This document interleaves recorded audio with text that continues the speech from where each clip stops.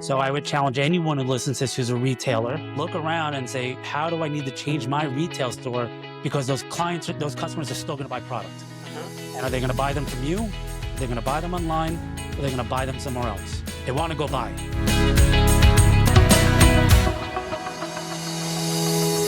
Hello there. Welcome to Richer Retailer Podcast with Cathy Wagner. And I have a very distinguished guest with us today with a very unusual history, he already told me.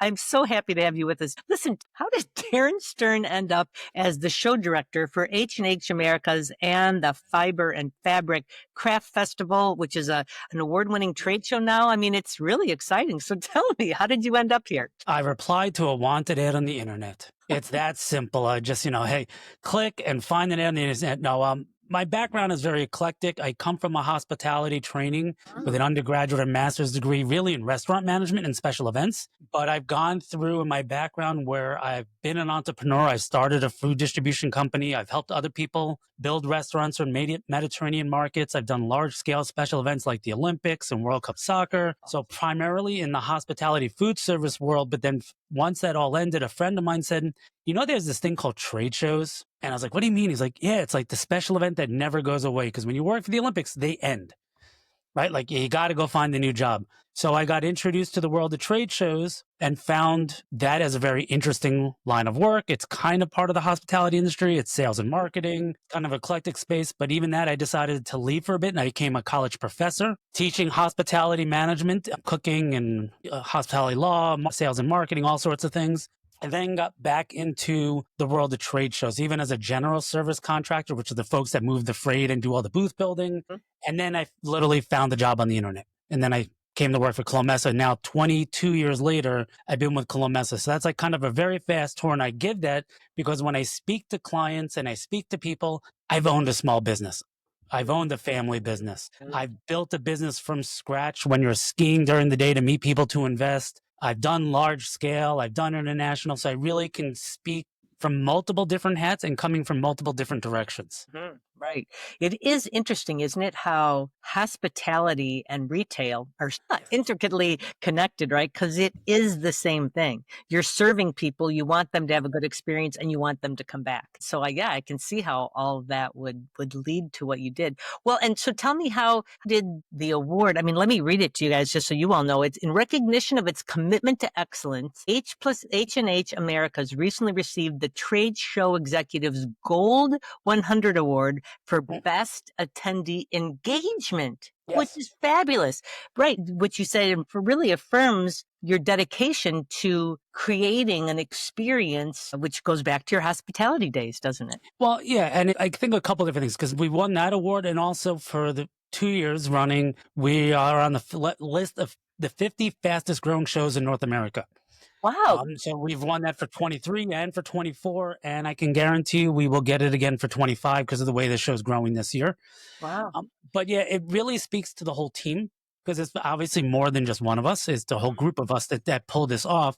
But it's our overriding commitment to just being different, the radical transparency. We're not good at saying no. We're good at saying, let's think through it. Where like my personal philosophy has always been like in hospitality schools, you learn, the customer's always right. That's like the Marriott adage. It's just, you hear that in retail, you hear this here everywhere. The customer's always right. I fully believe that is wrong. Without a doubt, the customer is not always right. The customer has the right to be satisfied. They have the right to receive quality service. They have the right to receive value for the money exchange, right? They have those rights, but they don't have the right to treat you like garbage or to treat your staff improperly. They don't have the right to steal from you. They don't have the right to use something for 6 months and then bring it back.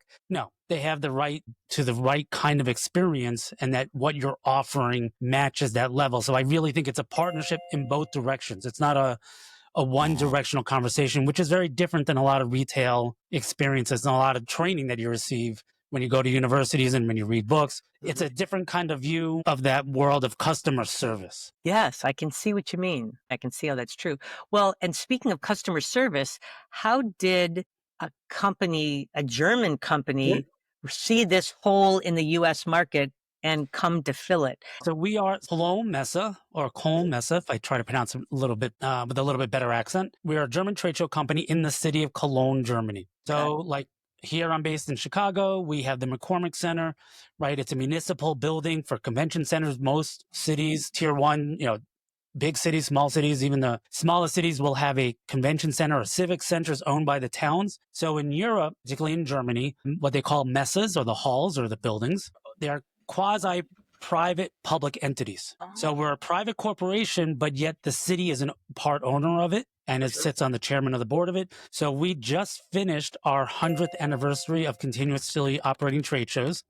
So we're now in 101 in our 101st year of doing events. We came to America about 22 years ago and opened up a daughter company, as they would say it, or a subsidiary. And we've been in Chicago for about 21 of those years. We just grew to 17 of us now, and we support all of Cologne Mess events around the world. So whether you're talking H&H Cologne, which many people know, our big sister show in Cologne, Germany, but we do shows in Thailand and Dubai and UAE and Bangkok and Shanghai and Guangzhou and Singapore and many other places. We just launched another one in the Middle East.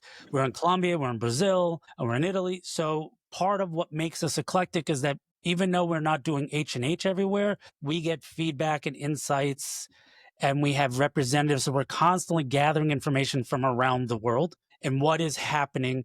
And as much as it might be different industry, but like when we look at the equestrian sports sector, the equestrian sports industry and the H&H industry are strangely very similar. They're both a lot of small entrepreneurs. There's a handful of mega companies, but then the majority of the businesses, the majority of the products are sold by mid to small companies. For the type of users of the product, they tend to be older. They tend to be more affluent. It tends not to be a high value recreation activity. And you just kind of hope for every one person that passed away, you pray they brought someone in, because it's kind of a zero-sum game. Ours between equestrian sports and say H&H, where we can transfer that knowledge, because the same problems that you will see in the handicraft industry, you see in other industries like in equestrian sports, where both industries have, it's not exactly, it's disposable income, right? This is not being done because of necessity of life. The average demographic of the average user, yes, there are young people in both activities, but the bulk of the people tend to be older. At least H&H represents products that are easier to get into. Equestrian sports has a very high barrier to get into. They have consolidation concerns. Like, it's just very similar. So you can share some learnings and best practices from across sectors,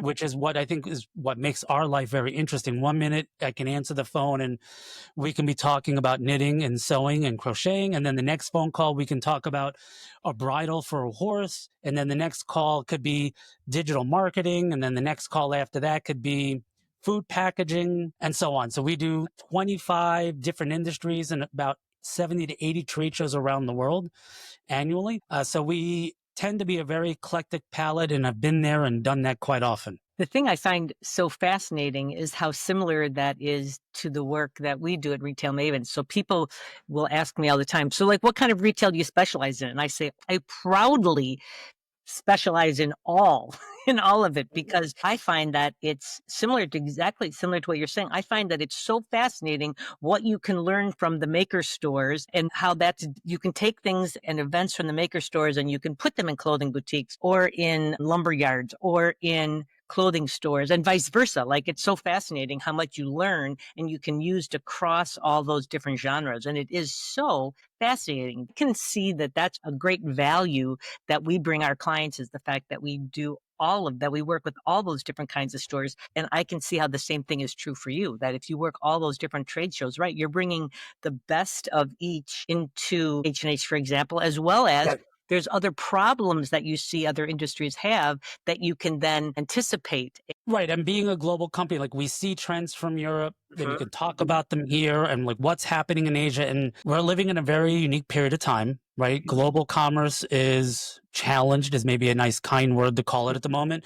If there's anything, they'll be looking back at history is just that it changes, right? It'll never be the same. What we have today won't be here tomorrow. What was here tomorrow won't be here after that. So it's figuring out how to ride those waves. And that's, I think, the hardest part for most businesses today. Is it's a very unsure ocean at the moment.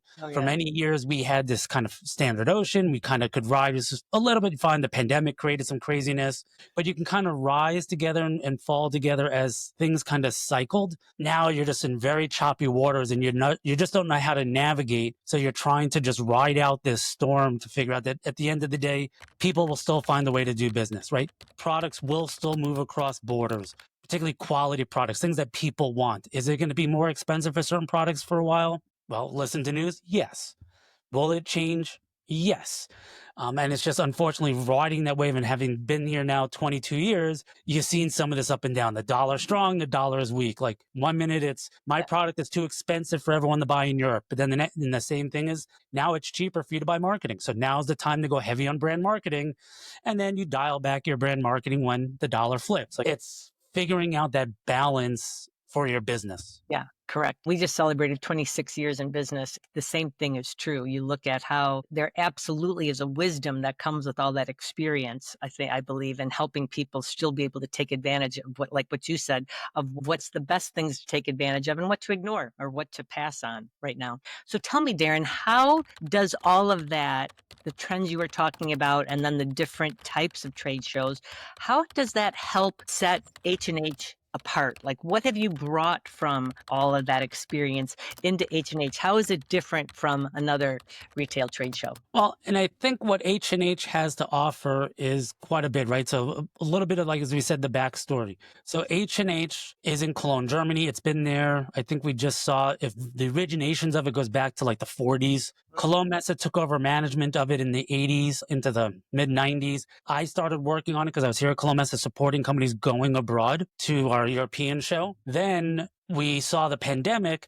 was the worst thing in the world, right? Like at least retail did shut down, but then people pivoted to drop off, pick up, e-commerce.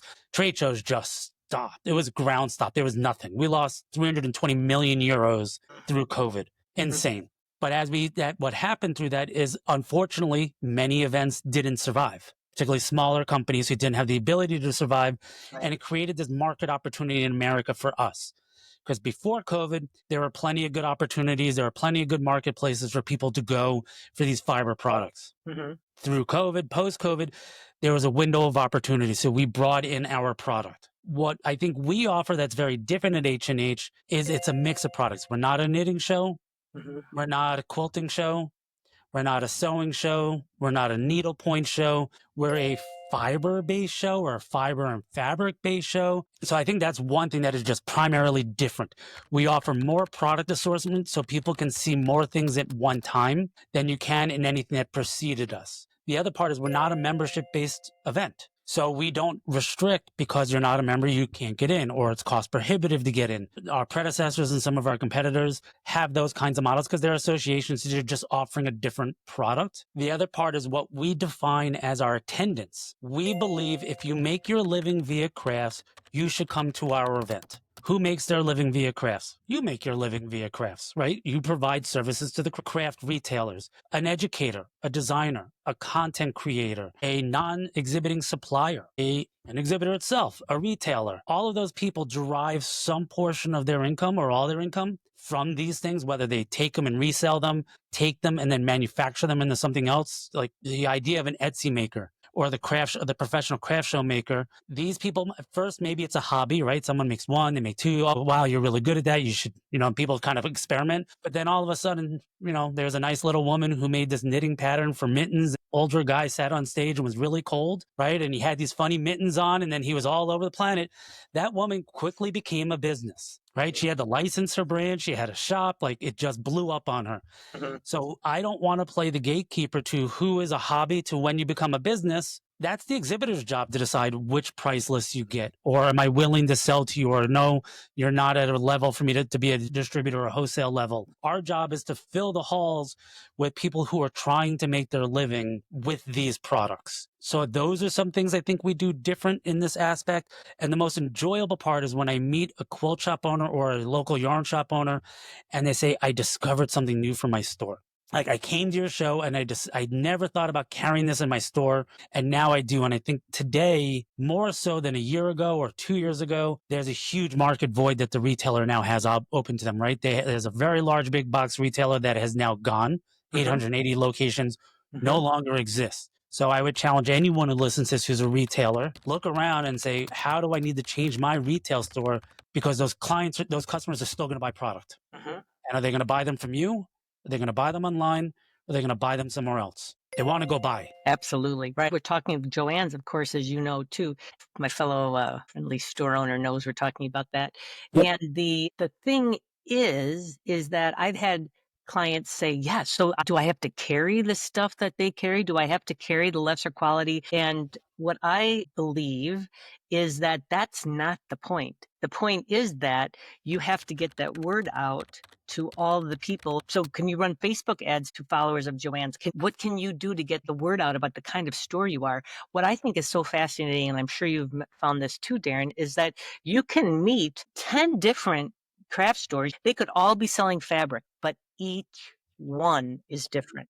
Each one has a different passion, has a different mission behind them, has a different expertise about them. And what I think is so interesting is that you have to go big in order to be able to go narrow, because you have to be able to see big. So that's what I love about what you've done, is that you've allowed people all of this, such an incredible variety of resources, some raw materials, but there's kits. I mean, there's so many resources here.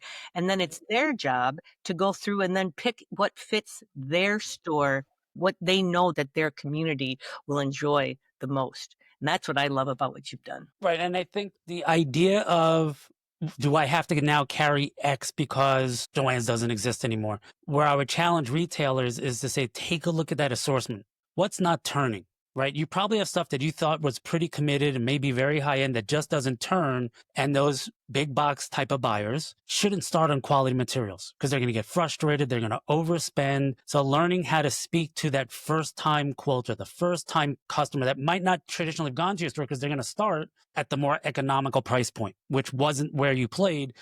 But maybe there's a way to bring in a couple of things, a starter kit, right? Like look at the assortment of inventory and challenge yourself to think, how do I speak to that customer and get them in the store? The reality is that your customers is that 67-year-old grandma, mother, but it's also someone like the crochet boss who was a mixed martial arts fighter by day, a crocheter by night, and that was his other side gig, or someone like Genesis Hall, a young 15-year-old last year, right? An up-and-coming content creator. How about all those cosplay artists?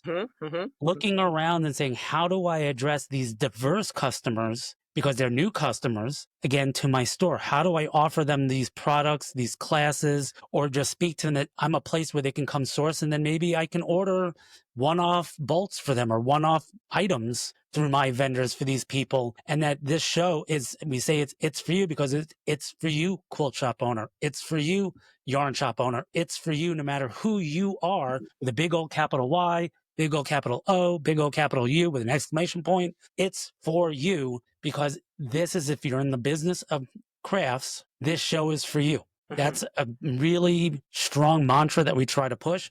And we even go along the lines of talking about investing in you. Because it costs money to leave your store. It costs money to travel. It costs, some people have to close their stores. You have to stay in a hotel for 2 nights, 3 nights. You have to fly, travel, eat, all these things. We understand it's a tremendous investment for all businesses. You can say, hey, the big box guys can afford it. I'm just a small mom and pop, or I'm just a small mom. I'm a small pop, whatever you are. We understand that it costs a lot, but if you don't invest in you, then you can't get better. And your people, you are the backbone of the economy, literally. Like as an independent store owner or business person, you are the backbone of the economy. Those stores like yours, businesses like yours, employ the vast majority of people in the United States, for sure.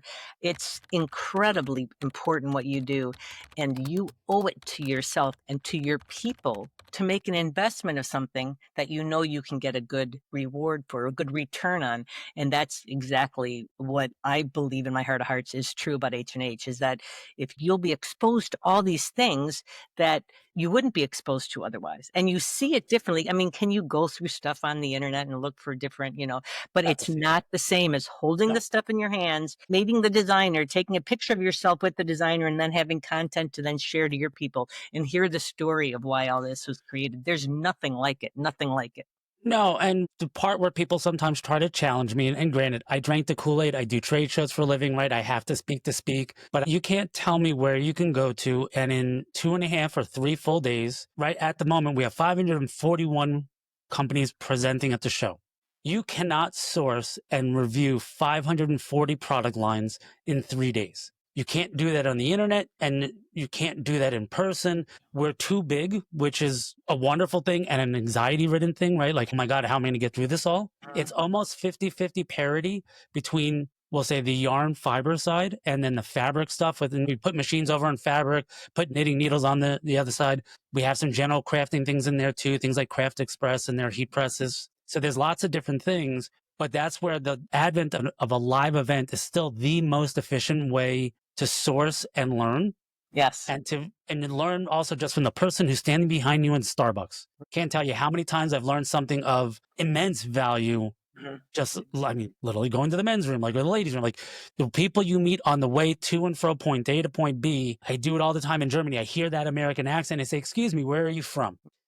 And then they just start talking and like, "Hey, I grew up there. I lived there," whatever. Like you find some connection and then it builds a strong bond. And then this industry likes to help each other, which is wonderful about this industry.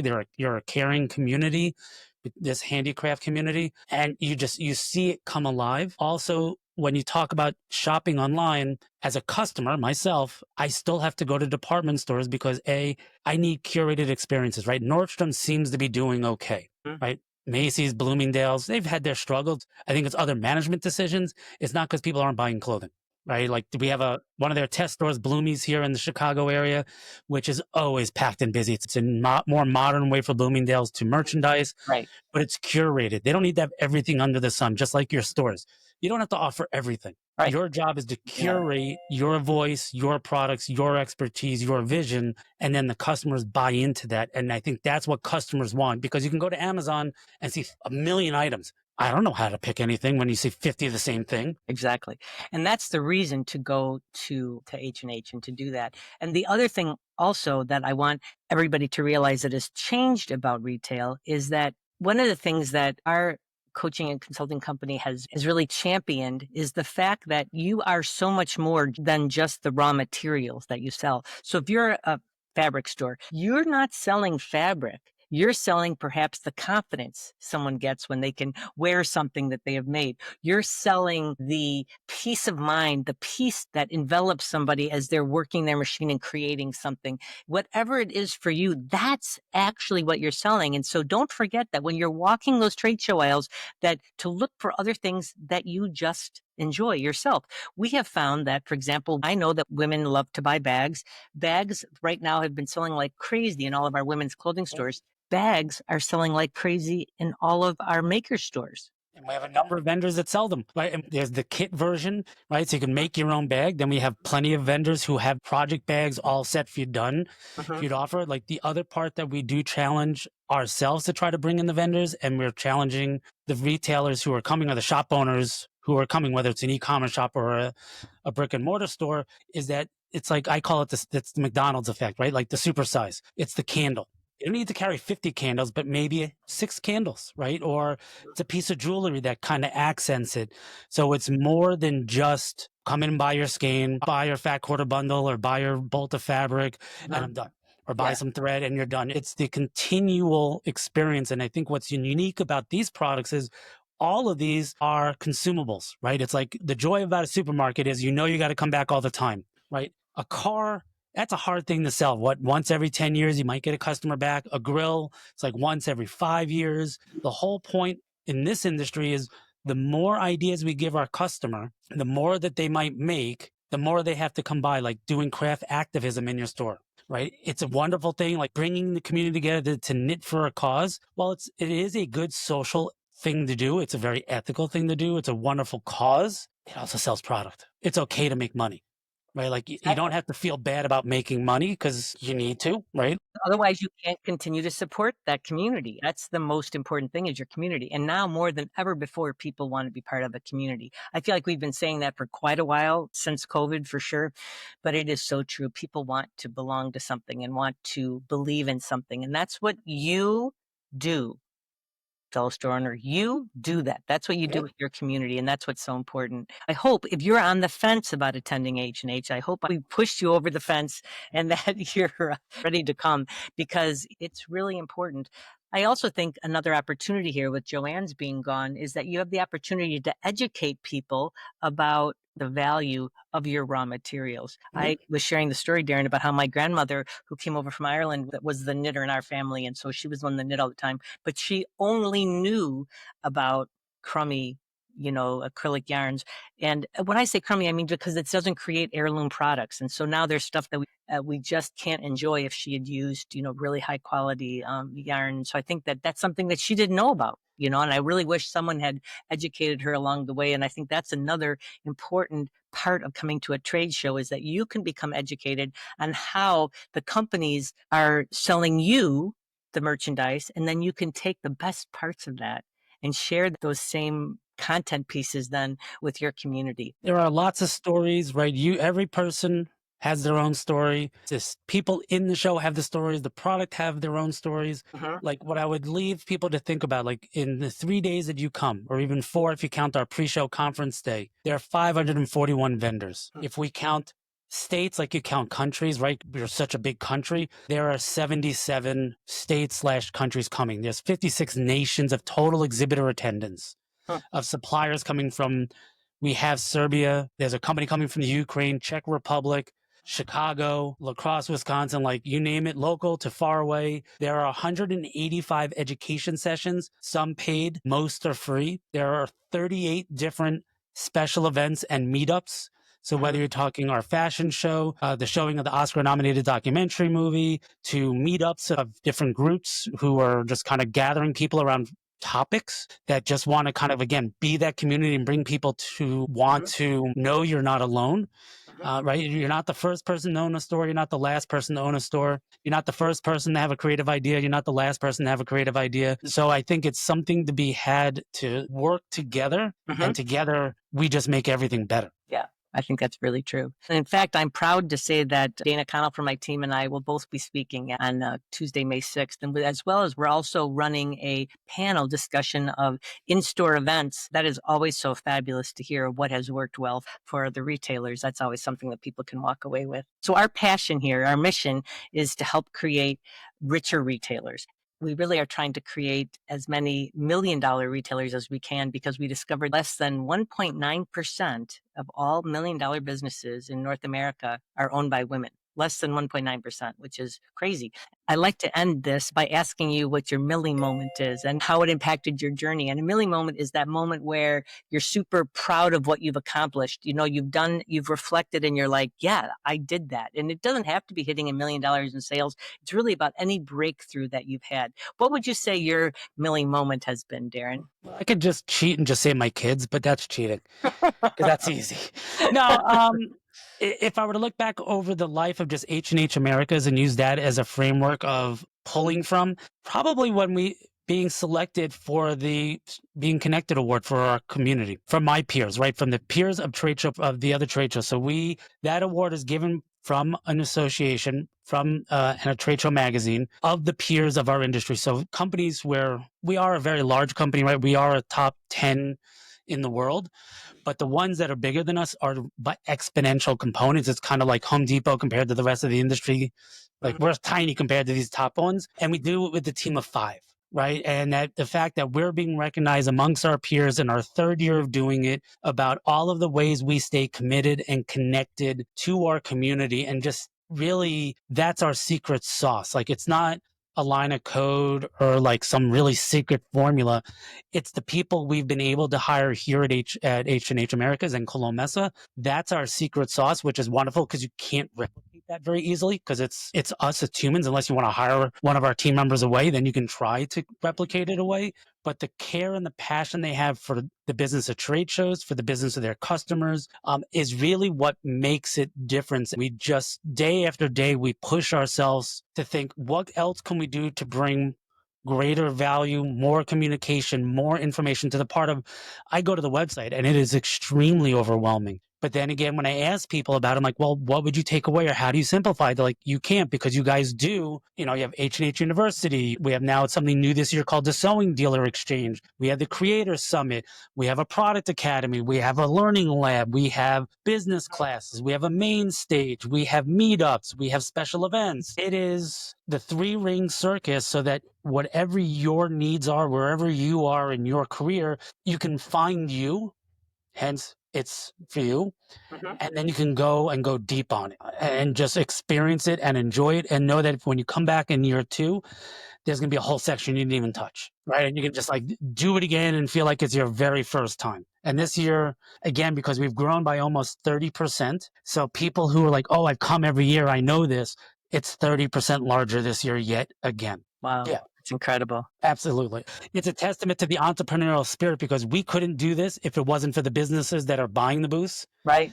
Right? If there weren't businesses out there looking to grow their businesses, like we have this India Untangled Startup Pavilion, right? There's a whole bunch of startups in there to when you graduate out of there to full booths. Every year, I'm like, how can there be anyone left? Like, we should have everyone on the planet, and yet we grew by 30%. Yeah, right. And with this attitude of engagement, you'll continue to grow. And I love that slogan, "It's for you," because it does absolutely describe your passion and your mission towards engaging everybody in the fiber crafts business and the fiber arts.